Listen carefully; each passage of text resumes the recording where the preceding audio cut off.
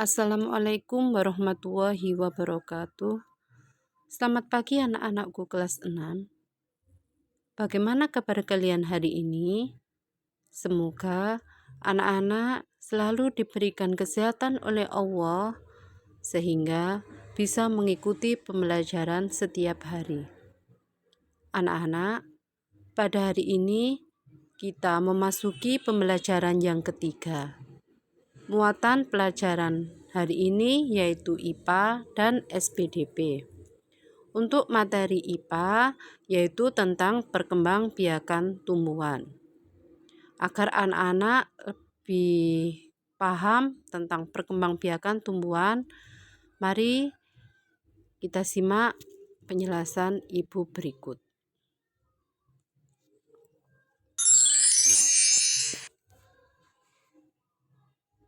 Perkembangbiakan tumbuhan.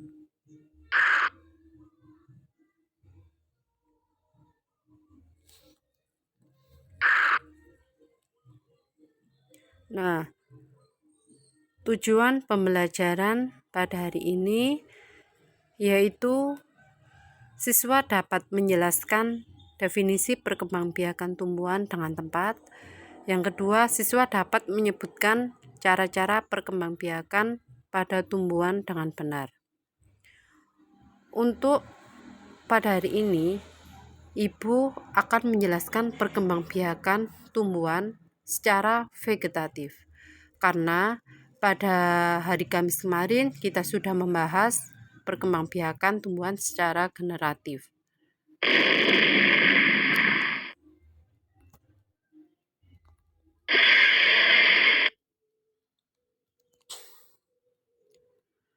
Tapi di sini Ibu mengulas sedikit pembelajarannya kemarin yaitu tentang perkembangbiakan tumbuhan secara generatif. Masih ingat anak-anak perkembangbiakan tumbuhan? Perkembangbiakan tumbuhan yaitu merupakan sebuah proses terbentuknya suatu tumbuhan baru yang sama jenisnya dengan tumbuhan yang menghasilkannya. Tujuan dari perkembangbiakan ini adalah sebagai cara untuk mempertahankan jenisnya supaya tidak mengalami kepunahan.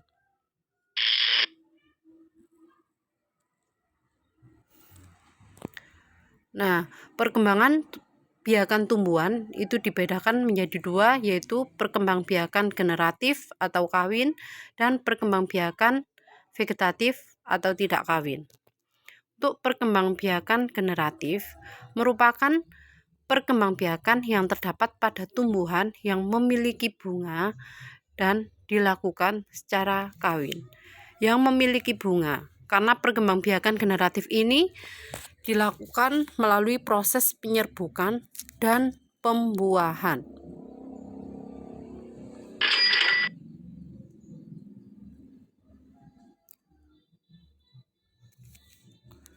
Nah, alat reproduksi bunga itu ada putik, benang sari, dan mahkota. Putik itu merupakan alat kelamin betina. Sedangkan benang sari itu alat kelamin jantan. Dan mahkota itu fungsinya untuk memikat serangga yang berperan membantu proses penyerbukan.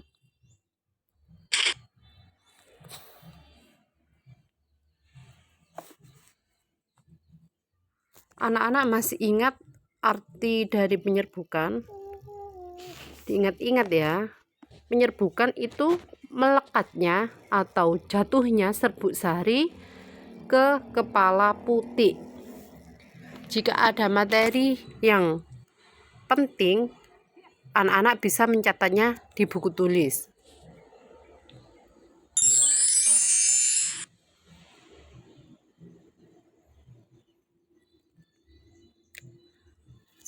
Saya ulas sedikit jenis penyerbukan berdasarkan asal serbuk sarinya. Kemarin anak-anak sudah saya suruh Ibu untuk mencari tumbuhan di sekitar yang mengalami proses penyerbukan.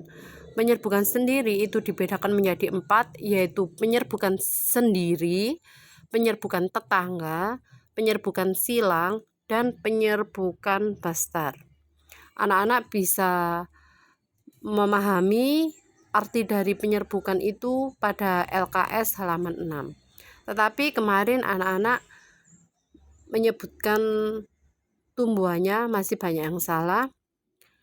Kalian bisa mencatatnya, yaitu untuk penyerbukan sendiri itu contohnya mangga, jambu, bunga turi, bunga sepatu, atau rambutan.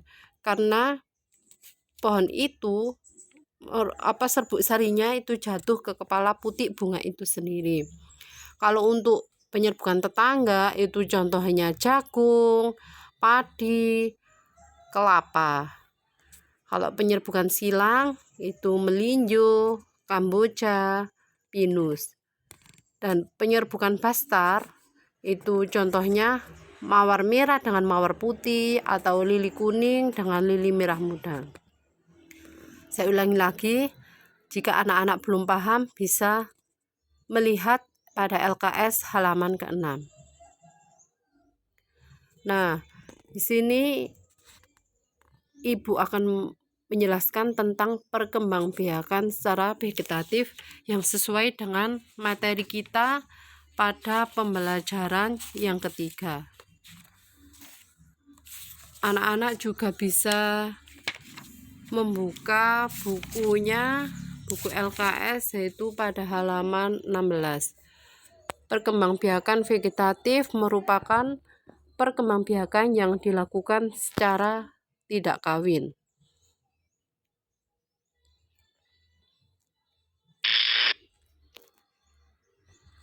Nah, perkembangan biakan vegetatif itu ada dua, yaitu secara vegetatif alami dan vegetatif buatan.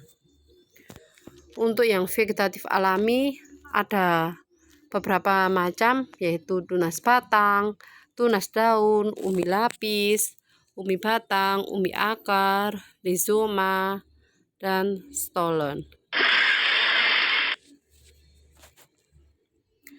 Nah, anak-anak bisa melihat contoh tunas batang.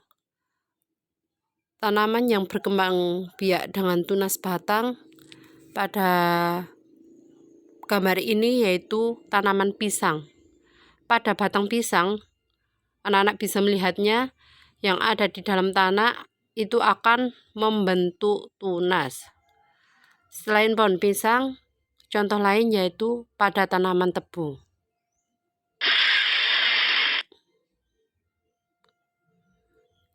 Yang kedua yaitu tunas daun. Di sini Ibu mencontohkan pada tanaman cocor bebek. Ya, anak-anak pasti sudah melihat semua tanaman cocor bebek.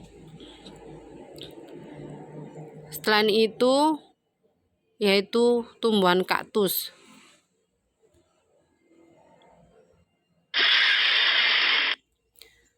Yang ketiga yaitu umbi lapis.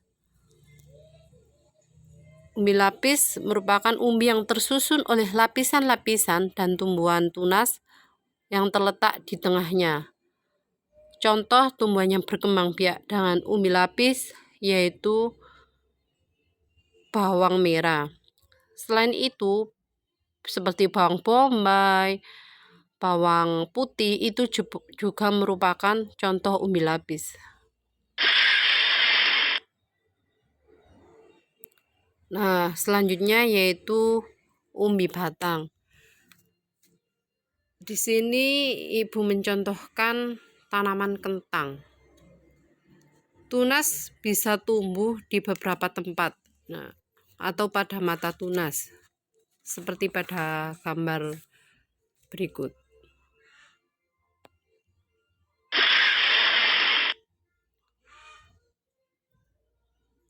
Kemudian umbi akar. Umbi akar merupakan bagian akar yang menjadi besar karena umbi akar ini mempunyai fungsi untuk tempat cadangan makanan. Tanaman yang berkembang biak dengan umbi akar itu contohnya wortel, singkong,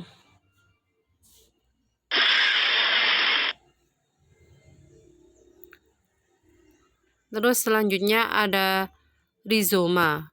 Rizoma itu akar tinggal. Tunas pada akar tinggal merupakan batang yang tumbuh mendatar pada permukaan tanah. Ciri dari akar tinggal ini memiliki bentuk yang menyerupai akar, namun berbuku-buku seperti batang. Contohnya kunyit, lengkuas, atau temulawak.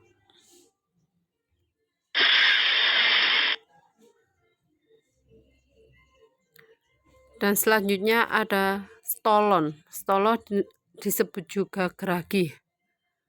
Stolon merupakan batang yang tumbuh dan menjalar di atas atau di bawah tanah. Contohnya yang menjalar di bawah permukaan tanah itu seperti rumput teki. Coba anak-anak lihat pada gambar ini.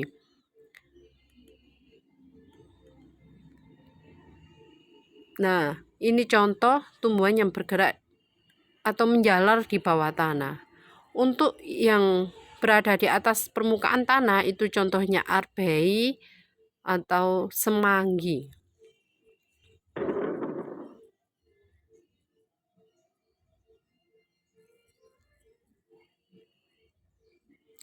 Nah, itu tadi perkembangbiakan vegetatif secara alami. Dan selanjutnya Ibu menjelaskan tentang vegetatif secara buatan. Di sini ada okulasi, mangenten, stek, cangkok, dan merunduk.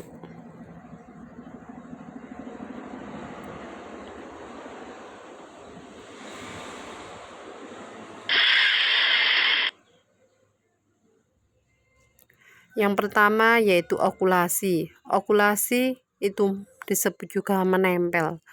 Merupakan perkembangbiakan dengan cara menempel batang yang mempunyai tunas pada pohon lain, tapi yang sejenis. Pada pohon lain, tapi yang sejenis. Ya. Pada umumnya, tanaman yang diambil tunasnya adalah yang memiliki keunggulan. Misalnya, tanamannya itu lebih kuat, mempunyai buah yang lebih besar, atau tahan terhadap penyakit. Contohnya adalah menempel antara pohon mangga mana lagi dengan pohon mangga arum manis. Coba anak-anak perhatikan tahap-tahap okulasi pada gambar ini. Ada 4 tahap di situ.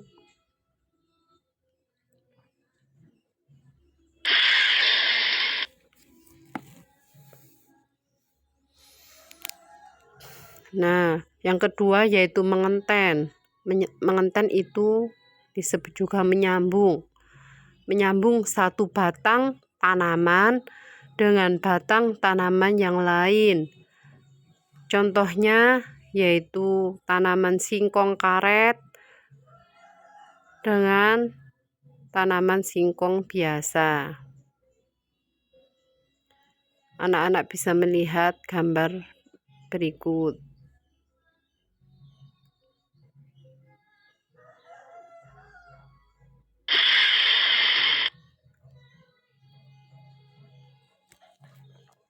Kemudian yang ketiga yaitu stek. Pasti anak-anak sudah tidak asik lagi mengenai stek karena orang tua kalian pasti sering melakukan seperti ini. Stek merupakan perkembangbiakan dengan cara memotong batang tanaman induk yang sudah tua. Syaratnya adalah pada potongan tersebut terdapat buku supaya bisa tumbuh. Nah, contoh tanaman yang dapat di stek yaitu tanaman singkong dan tebu. Nah, ini ada tanaman singkong.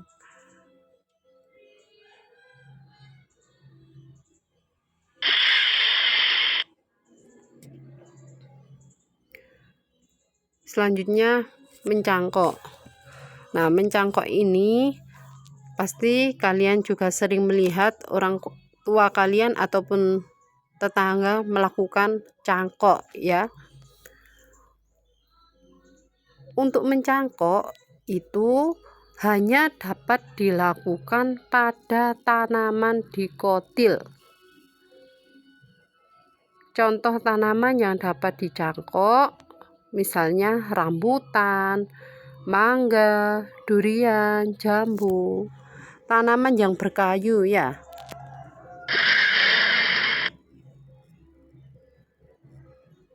Nah, selanjutnya ada merunduk. Merunduk merupakan menimbun bagian batang yang tumbuh panjang di permukaan tanah. Bagian batang tersebut dibenamkan ke dalam tanah hingga muncul akar. Tanaman yang dapat dilakukan merunduk seperti tanaman anggur, anyelir, apel, dan juga alamanda.